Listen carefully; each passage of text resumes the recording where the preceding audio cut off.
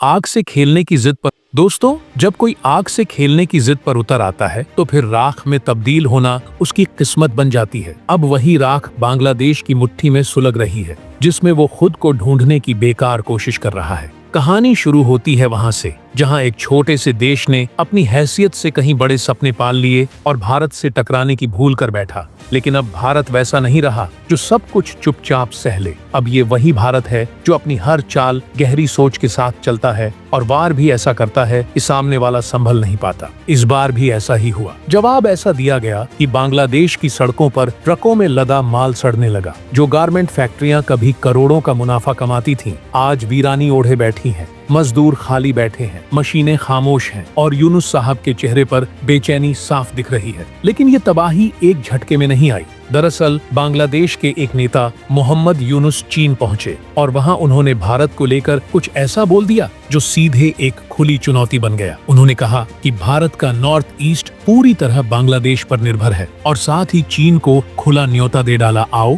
और हमारे यहाँ निवेश करो। यहीं से कहानी ने रुख बदला। भारत ने बिना कोई शोर मचाए एक ऐसी चाल चली जिसने चुपचाप चोट की, और जब तक बांग्लादेश को इसका अंदाजा हुआ तब तक उसकी सबसे मजबूत नींव हिल चुकी थी। भारत ने ट्रांसशिपमेंट रोक दी और इसके बाद जो हुआ उसने पूरे बांग्लादेश को हिला कर रख दिया। पूरी डेवलपमेंट क्या है ये जानेंगे इस वीडियो में, लेकिन उससे पहले इस वीडियो को लाइक करें और चैनल को सब्सक्राइब जरूर करें। दरअसल अब वो ट्रक जो ढाका से चलकर भारत के रास्ते दुनिया भर में माल पहुंचाया करते थे, आज उसी रास्ते में खड़े खड़े सड़ने लगे हैं। फैशन की दुनिया वक्त के इशारों पर चलती है। एक दिन की देरी का मतलब होता है पूरा कंटेनर कबाड़ में तब्दील। और अब यहाँ बात एक दो दिन की नहीं बल्कि पूरे हफ्तों की हो चुकी है। जो रास्ते बचे हैं जैसे चटगांव और मोंगला पोर्ट, वो भी कोई हल नहीं दे पा रहे, क्योंकि न सिर्फ ये रास्ते लंबे हैं बल्कि इतने महंगे भी कि कई फैक्ट्रियों ने तो अब माल बनाना ही छोड़ दिया है। भारत की ये चाल सिर्फ बांग्लादेश को जवाब नहीं थी, ये उन सभी पड़ोसी मुल्कों के लिए एक खुला संदेश था जो अब तक दो नावों में पैर रखकर अपना संतुलन साधने की कोशिश कर रहे थे। और इसका असर भी साफ दिखा।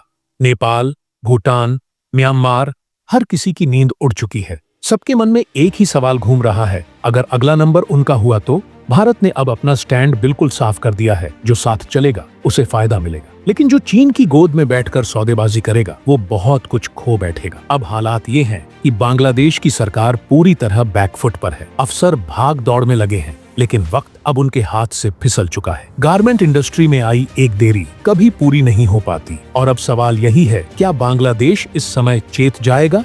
क्या ये बस एक रणनीतिक कदम था या फिर आने वाले बड़े फैसलों की शुरुआत? क्योंकि यहाँ सिर्फ ट्रक नहीं रुके, यह एक भरोसे का सफर था जो अब थम चुका है। बांग्लादेश को शायद अब जाकर ये एहसास हो रहा है कि भारत के साथ संबंध सिर्फ राजनीतिक नहीं बल्कि उसकी जिंदगी की एक अहम डोर है। लेकिन असली खेल तो अब शुरू हो रहा है। भारत का यह कदम महज एक जवाब नहीं बल्कि एक परीक्षा है, एक टेस्ट ये देखने का कि जब सप्लाई लाइन पर दबाव डाला जाए तो बांग्लादेश कितनी देर तक टिक पाता है। क्या वह चीन के पैसों की चकाचौंध में आंखें मूंदे बैठेगा या जमीन पर खड़ी सच्चाई को पहचानने की हिम्मत करेगा?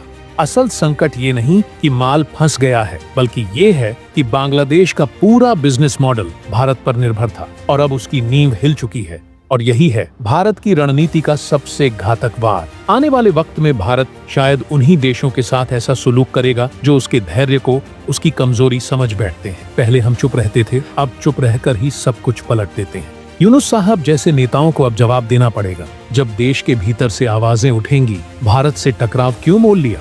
वहाँ की आम जनता जिसे सिर्फ रोजगार चाहिए, अब शायद सरकार से पूछेगी एक्सपोर्ट क्यों ठप पड़ा? और हो सकता है कि चीन की गोद में बैठने की जल्दबाजी बांग्लादेश को भारी पड़ जाए, क्योंकि चीन सिर्फ पैसा देता है, रास्ता नहीं, और भारत रास्ता भी देता है और साथ भी। एक और दिलचस्प पहलू ये है कि भारत की ये चाल यहीं खत्म नहीं होती, बल्कि इसे और आगे ले जाने की पूरी तैयारी चल रही है। आने वाले वक्त में भारत शायद ये शर्त भी रख दे कि जो देश उसके रास्तों का इस्तेमाल करना चाहेगा उसे भारत की विदेश नीति का सम्मान करना होगा। यानी अब व्यापार सिर्फ कंटेनरों तक सीमित नहीं रहेगा, यह व्यापार विचारों का भी होगा। अब सवाल ये है कि बांग्लादेश इस आग को बुझाने की कोशिश करेगा या उसमें और घी डालकर खुद को और मुश्किल में फंसा लेगा, क्योंकि अब ये बात साफ हो चुकी है, जब भारत चुप रहता है तब उसका जवाब सबसे ज्यादा असर करता है। लेकिन बात यहीं खत्म नहीं होती। भारत अब सिर्फ रास्ते नहीं रोकेगा, बल्कि उनकी गति और दिशा दोनों को नियंत्रित करने की स्थिति में होगा।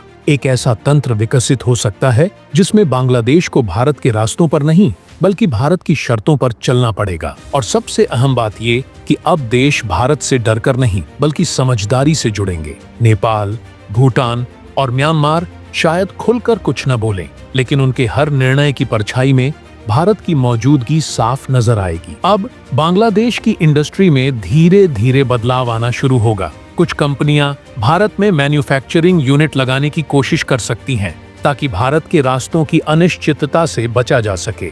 बांग्लादेश का पैसा अब भारत में आ सकता है, जो पहले सिर्फ एक्सपोर्ट का रास्ता ढूंढ रहा था। भारत आने वाले वर्षों में नॉर्थ ईस्ट रीजन को इतना सशक्त बनाएगा कि उसे किसी ट्रांसशिप की जरूरत नहीं पड़ेगी। गुवाहाटी और अगरतला जैसे शहर लॉजिस्टिक हब बनेंगे, जिससे बांग्लादेश का यह भ्रम टूट जाएगा कि हम ही रास्ता है। सबसे चौंकाने वाला असर यह होगा कि चीन के लिए बांग्लादेश अब उतना आकर्षक नहीं रहेगा जितना उसने सोचा था। भारत से रिश्ते बिगड़ते ही बांग्लादेश की इंटरनेशनल पहुंच भी सिकुड़ने लगेगी। तब उसे समझ में आएगा कि चीन की गोदी में बैठने से दुनिया के दरवाजे नहीं खुलते। भविष्य उस मानचित्र का है जिसे अभी तक किसी ने देखा नहीं, एक मानचित्र जहां भारत सिर्फ एक देश नहीं, बल्कि एक दरवाजा बनकर उभरता है। और जो उस दरवाजे को नजरअंदाज करने की गलती करेगा, वह अंदर नहीं, बाहर भी नहीं रह पाएगा। अब सवाल यह है कि बांग्लादेश अपनी चाल सुधारेगा या भारत इस खेल को और भी बड़ा बना देगा।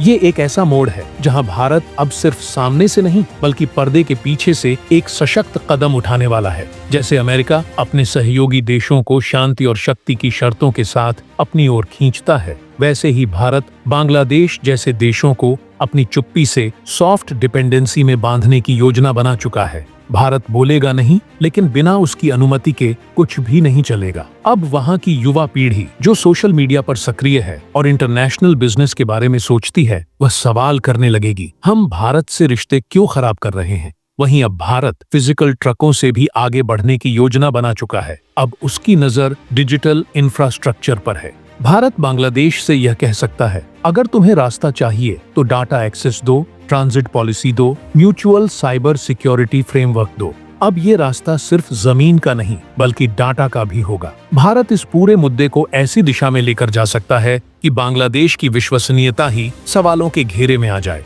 और अगर ऐसा होता है तो विदेशी निवेशकों का भरोसा डगमगाना तय है। अब यह सवाल उठता है, क्या बांग्लादेश समय रहते अपनी गलती समझेगा या फिर यह चुप्पी एक बड़े बदलाव की शुरुआत साबित होगी। इस पर आपकी क्या राय है, कमेंट में जरूर बताएं। वीडियो अच्छी लगी हो तो लाइक करें और चैनल को सब्सक्राइब जरूर करें। अब मिलते हैं अगली वीडियो में, तब तक के लिए जय हिंद, जय भारत।